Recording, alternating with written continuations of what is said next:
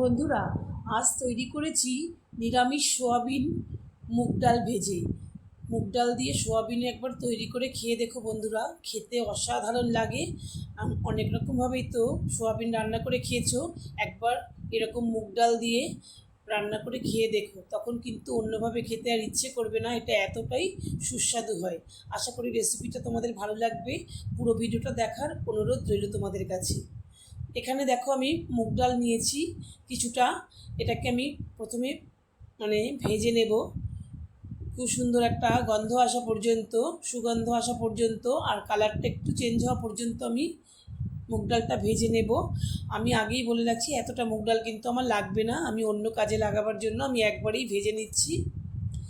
তো আমি ডালটাকে খুব ভালো করে ভেজে নিয়ে যখন একটু কালারটা চেঞ্জ হয়ে আসবে, একটু হালকা করে লালচে মতন হয়ে আসবে, সেই সময় আমি এখানে কড়াইয়ের মধ্যে জল দিয়ে ধুয়ে নেব, দুবার করে জল পাল্টে ধুয়ে তারপর জল দিয়ে সেদ্ধ করে রেখে দেব।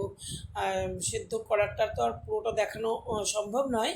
তো আমি এর মধ্যে দিয়ে দিলাম 3টে আলু, হাফ হাফ করে কেটে। আলুটা এভাবে আমি সোয়াবিনের জন্যই ডালটার সঙ্গে সেদ্ধ করে নিচ্ছি। দিয়ে দিলাম সামান্য নুন, তাহলে তাড়াতাড়ি করে আর কি একটু সেদ্ধ হয়ে যাবে ডালটা।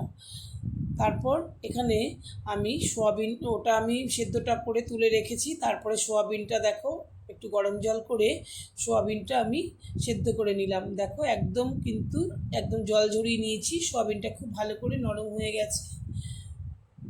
তারপর সোয়াবিনটা একটু ঠান্ডা করে নিচ্ছি, আর এদিকে কড়াইতে তেল বসিয়ে সোয়াবিনটাকে আমি ভেজে নিচ্ছি। সোয়াবিনটাকে আমার একটু ভাজার সময় সামান্য নুন আর একটু হলুদ দিয়ে দিচ্ছি। হলুদটা আর নুনটা দিয়ে দিলে নুনটা একটু সোয়াবিনের গায়ে লাগবে আর কি, ভালো লাগবে খেতে, তাই সোয়াবিনের সঙ্গে সামান্য নুন দিয়ে দিলাম। এবার আমি ভেজে নিচ্ছি। কড়াইটা খুব ভালো করে বন্ধুরা গরম হতে হতো, আমার মনে হয় একটু কড়াইটা গরম কম ছিল তেল দেওয়ার আগে, তাই একটু লেগে লেগে যাচ্ছে। তাতে কোনো সমস্যা হবে না অবশ্য। গ্যাসের আঁচটা কমিয়ে দিলেই এটা আবার ছেড়ে যাবে। বন্ধুরা, আমি কিন্তু সোয়াবিনটা খুব কড়া করে ভাজবো না, কারণ সোয়াবিন কিন্তু খুব কড়া করে ভাজলে শক্ত হয়ে যায়। এইরকম পর্যায়ে আমি নামিয়ে নেব, এর থেকে বেশি আর ভাজবো না। সোয়াবিনটা আমি ভেজে নিয়েছি, ভেজে দেখো নামিয়ে নিলাম বাটিতে। এটা এবার রেখে দেব। আর এর সঙ্গে একটা মশলা কি করব সেটা দেখো। আদা নিয়েছি একটু কুচিয়ে, তার সঙ্গে নিয়েছি কাঁচা লঙ্কা, নিয়েছি 2টো টমেটো কুচিয়ে, আর তার সঙ্গে নিয়েছি চিনে বাদাম। এই বাদামটা আমি ভাজিনি, কাঁচা বাদামটাই নিলাম, কারণ কষানোর সময় ভাজা হয়ে যাবে তাই। আর নিলাম 1 মুঠো দেখো নারকেল কুচোনো। এটা অপশনাল, যদি তোমাদের কাছে থাকে তাহলে তোমরা দিতে পারো, তাহলে টেস্টটা ভালো আসবে। না হলে না দিলেও কোনো সমস্যা নেই, ভালোই হবে খেতে। অন্যান্য যা মশলা দেয়া হবে। দেখো বন্ধুরা, পুরো পেস্টটা তৈরি হয়ে গেছে। এদিকে কড়াইতে আমি তেল গরম করে এর মধ্যে গোটা গরম মশলা ফোড়ন দেবো। আমি বন্ধুরা রিফাইন তেলেই কিন্তু রান্নাটা তৈরি করছি। এখানে একটা শুকনো লঙ্কা ফোড়ন দিয়ে দিচ্ছি, তার সঙ্গে আমি দিয়ে দেবো গোটা গরম মশলা, এলাচ, লবঙ্গ, দারচিনি, এটা আমি এর সঙ্গে দিয়ে দিচ্ছি। আর তার সঙ্গে সাদা জিরে আর একটা তেজপাতা দিয়ে দিলাম। একটু মিষ্টি সুগন্ধ যখন বেরোবে সেই সময়, একটু মিষ্টি সুগন্ধ বেরোলে পরে আমি নারকেলের কুচো আমি রেখে দিয়েছিলাম কিছুটা, সেটা আমি এখানে ভেজে নিচ্ছি। এই আমরা যেমন ছোলার ডালে যখন নারকেল কুচি দিই, খেতে কত সুন্দর লাগে মুখে পড়লে, তাই আমি সোয়াবিনের মধ্যেও এভাবেই দিচ্ছি, যাতে মুখে পড়লে খুব টেস্ট হয় খেতে। খেতে খুবই ভালো হয়েছিল বন্ধুরা আজকে এই নিরামিষ সোয়াবিন। লালচে লালচে করে নারকেলটা আমি ভেজে নিচ্ছি, আমি কিন্তু আর তুলে রাখবো না। এই নারকেলটা এখানে একটু লালচে করে ভেজে নিয়ে আমি এর মধ্যেই আমি যে মশলাটাকে বেটে রেখেছিলাম,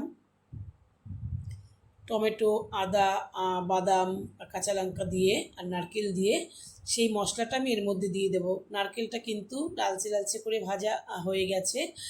এই মশলার পেস্টটাকে এবার আমি এর মধ্যে দিয়ে দিচ্ছি। দিয়ে মিক্সিটা ধুয়ে সামান্য জল দিয়ে দেবো এর মধ্যে। এবার এটাকে কিন্তু কিছুক্ষণ কষিয়ে নেব। কষিয়ে বন্ধুরা যখন কড়াই থেকে ছেড়ে আসবে, একটু শুকনো হয়ে আসবে, ততক্ষণ পর্যন্ত কিন্তু কষাতে হবে। কড়াই থেকে দেখো ছেড়ে আসছে আমার মশলাটা। এবার আমি এখানে একটু গুঁড়ো মশলা দিয়ে দেবো, অল্পই দেবো, একটু ধনে, একটু জিরের গুঁড়ো, ধনের গুঁড়ো আর নুন হলুদ তো দিতেই হবে। আর এখানে আমি কিন্তু লাল লঙ্কার গুঁড়োটা দিলাম না, তোমরা কিন্তু লাল লঙ্কার গুঁড়োটা এখানে দিয়ে দিতে পারো, আর কাশ্মীরি লঙ্কার গুঁড়োটাও দিতে পারো, আমি ওটা ব্যবহার করলাম না। আর এবার দিয়ে দেবো সেদ্ধ করা মুগ ডাল, যেটা করেছিলাম তার থেকে কিছুটা ডাল আমি তুলে রেখেছিলাম, দেখো শুকনো হয়ে এসছে ডালটা। আর সেই সেদ্ধ করা মুগ ডালটা আমি এর মধ্যে দিয়ে দিচ্ছি, একদম নরম করে সেদ্ধ করিনি, মোটামুটি হাত দিলে নরম হয়ে যাচ্ছে সেরকম অবস্থায় ডালটা নামিয়েছিলাম। সেই ডালটা আমি এখানে কষানোর সময় দিয়ে দিলাম। একেতে তো মুগ ডালটা খুব ভালো করে ভাজার সময় খুব সুন্দর গন্ধ হয়েছিল, তারপরে সেদ্ধটা করেছি, এখন দিয়েছি বন্ধুরা, খুব সুন্দর গন্ধ আসলো। আর যেই আলুটা সেদ্ধ করে রেখেছিলাম সেই আলুটাও এখন আমি দিয়ে দিলাম। বন্ধুরা একবার এভাবে তৈরি করে খেয়ে দেখো, অনেক রকমভাবেই যে তোমরা তৈরি করে খাও, এই রেসিপিটা একবার এভাবে তৈরি করে খেয়ে দেখো, অন্যভাবে তখন আর বানাতে ইচ্ছে করবে না। আর তারপরে দিয়ে দিলাম আলুটা, দেওয়ার পরে ভাজা সোয়াবিনটা এখানে দিয়ে দিলাম। আশা করি বন্ধুরা রেসিপিটা তোমাদের ভালো লাগবেই। আর ভালো লাগলে তোমরা অবশ্যই কিন্তু লাইক করো, আর ছোট্ট করে আমাকে কমেন্ট করে জানিও। নতুন বন্ধুরা তোমরা কিন্তু সাবস্ক্রাইব করে অবশ্যই বেল বাটনটা অন করে রেখো পরবর্তী ভিডিওগুলো দেখার জন্য। এবার একটুখানি চিনি আর একটু গরম মশলা দিয়ে দিলাম। চিনিটা বন্ধুরা অবশ্যই দিতে হবে, কারণ নিরামিষ যেহেতু সোয়াবিন করছি। আর গরম মশলাটা আমি কষানোর সময় দিয়ে দিলাম, দিয়ে তারপরে এখানে দিয়ে দেবো বন্ধুরা গরম জল। গরম জলটা কিন্তু এখানে দেয়া ভীষণই জরুরি, কারণ গরম জলটা দিলে পরে টেস্টটা ভালো আসবে আর খুব তাড়াতাড়ি ফুটেও উঠবে। এবার বেশিক্ষণ আর রান্না করতে হবে না, কিছুক্ষণ রান্না করব সোয়াবিনটা সেদ্ধ হওয়া পর্যন্ত, তারপরে ধনেপাতা আর কাঁচা লঙ্কা দিয়ে আমি এটা নামিয়ে নেব।